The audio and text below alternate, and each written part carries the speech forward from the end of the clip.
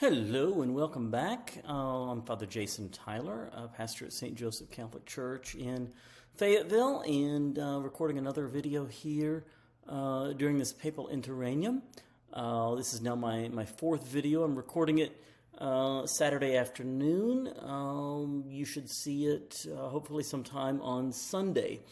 And today what I want to talk about are the Novemdial Masses, or also called the Novemdial Masses, or the Novemdiales. It has a couple of different names and a couple of different spellings, really, based on whether you're bringing it into English from Latin or Italian. So in Latin, it's Novem, Novemdiales. Think about the month of November.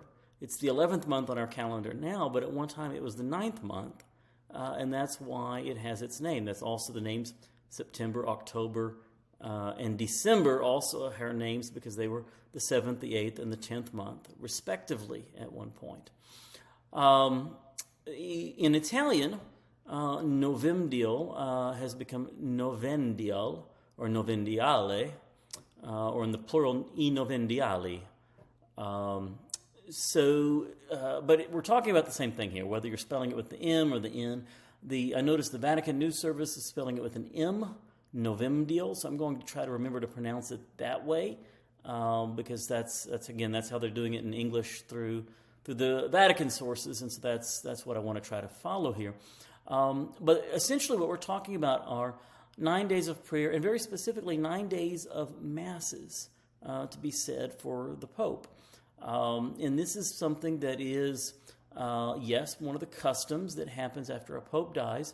It's also specifically written, actually, in the document that deals with papal transitions. It's called Universi Dominici Gregis, which goes back to 1996, promulgated by Pope St. John Paul II.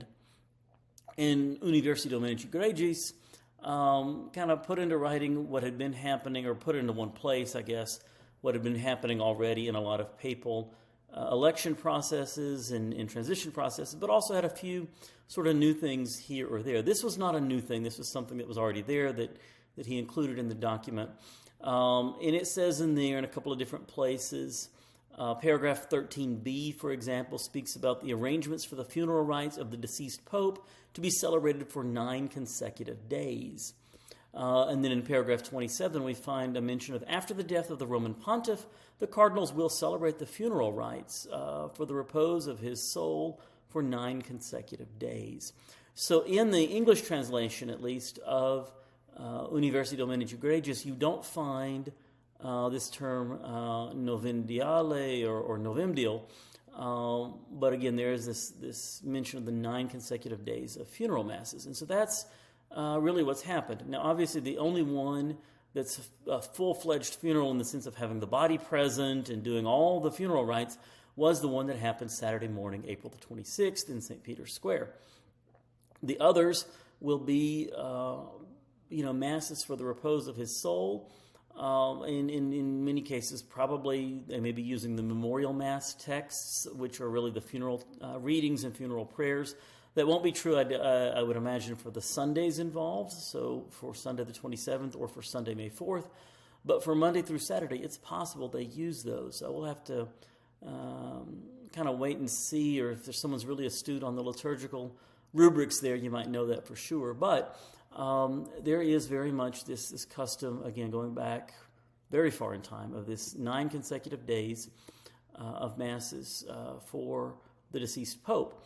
And the way those happen, though, can vary. So for just after the death of John Paul II back in 2005, each mass of those 9 days was in a different church, presided over by a different cardinal.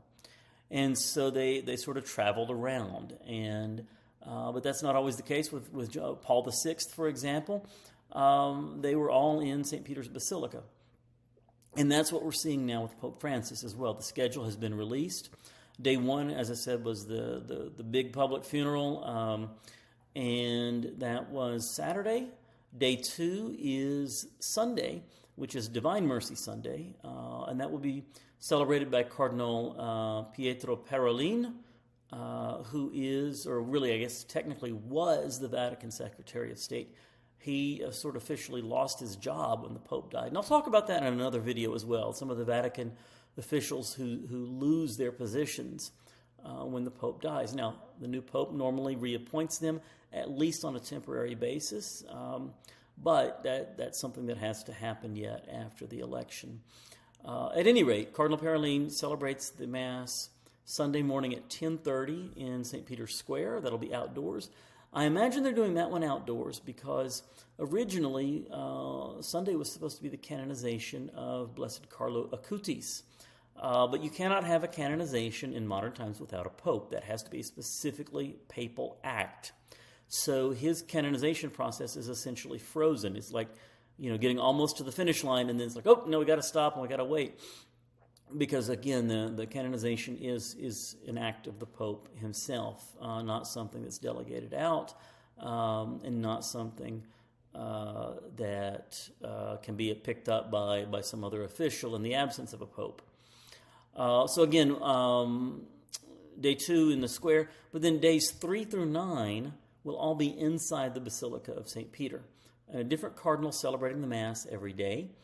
Most of them, I believe, at the altar of the chair. I don't remember if I looked at that specifically, but they're all in St. Peter's Basilica days 3 through 9.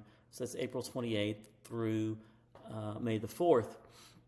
Now, in the immediate aftermath of Pope Francis's death, a lot of news outlets were reporting that the Church had, at that moment of the Pope's death, entered an official 9-day period of mourning.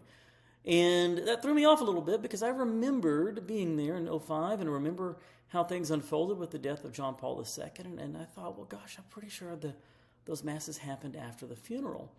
But then I went to, as I mentioned, to Universi Dominici Gregis, and it doesn't spell that out. It doesn't give the exact timing of when those 9 days are. It simply says 9 consecutive days. It does say that the funeral, the funeral mass with the burial should happen between day 4 and day 6 after the Pope's death. And I believe Saturday was day 5 because I think you don't count the actual day of the death. So Tuesday, Wednesday, Thursday, Friday, Saturday gets you to 5 days. But then on Tuesday, the day after the Pope's death, when the Vatican released the fuller schedule of various events, it mentioned the Novemdial masses starting really with the funeral. Now, and what's also interesting is there's a question about a period of mourning. I cannot find that anywhere also in Universi Dominici Gregis. Certainly the Novemdials are an important part of the whole process. They're an important part of mourning the Pope. But I don't find anything that says that specifically. Now, there are a couple of other documents that are not online that deal with, say, the papal funeral specifically, and it could be that that's mentioned in there. But what is mentioned are this idea of 9 consecutive days of masses. Nonetheless, the reality is, yes, we are in mourning. We are in mourning just as losing any loved one. And yes, the reality of the mourning begins as soon as someone dies. And so we have, in fact, been in mourning since Pope Francis passed away. Whether you're talking about anything official or not. We do see, again, these Novemdial masses and the Novemdial days that begin with the Pope's death. And we'll do things at the parish level that connect to that as well. We'll have a Mass Tuesday at 5:30 p.m., Memorial Mass for Pope Francis.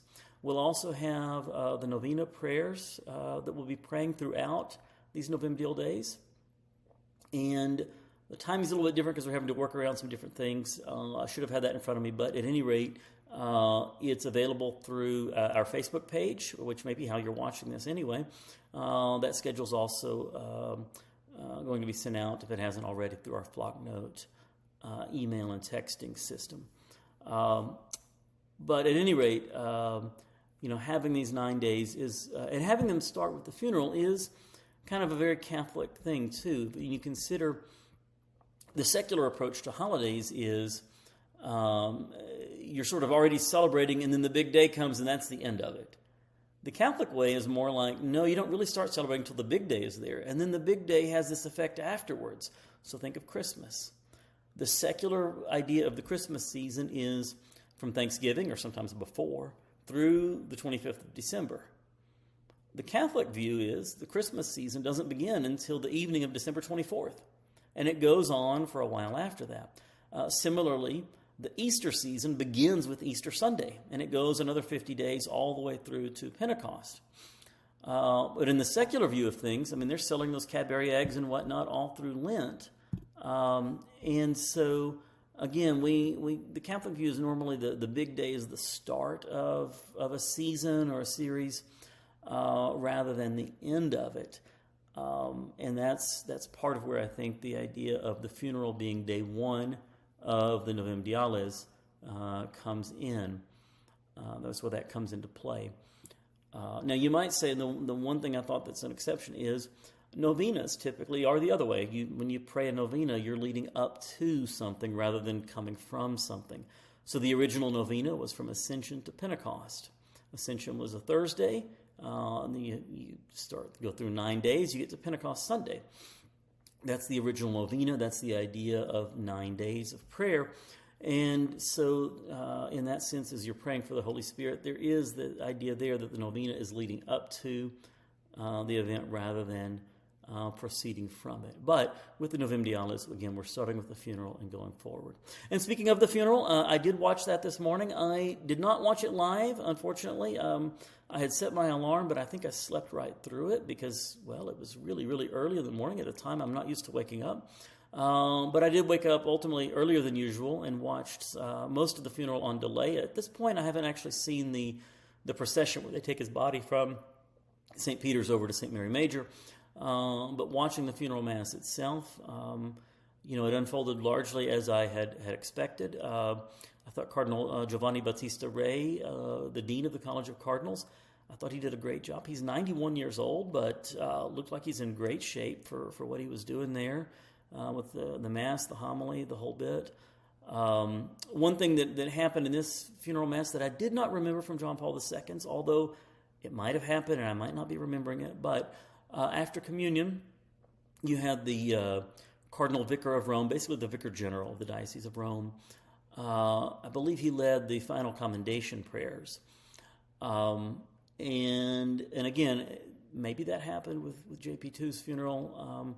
But if it's a new thing, to bring in the Cardinal Vicar in that particular role, it would highlight some of the way Pope Francis liked to see himself as Bishop of Rome. He used that title more frequently maybe and used that as sort of his perspective to define, identify his ministry. And so if again that was something a little bit different, if it was, then the reason would be to emphasize sort of the Pope's not only closeness to the people of his Diocese of Rome, but his role as Bishop of Rome, and that being sort of the lens through which he saw so much of his ministry as Pope. And so with all that, I think I'll leave it there today. Thank you again for watching. Certainly invite you to subscribe to keep watching these videos. Again, I should still be having one of these come out every day. My plan for the next video is to speak about how does the Vatican function during this time? What is different in terms of who does what at the Vatican, who picks up some of the Pope's duties, and what are those things that just cannot happen without a Pope? And so I look forward to that video tomorrow. And again, appreciate you watching here. Have a great day and happy Easter.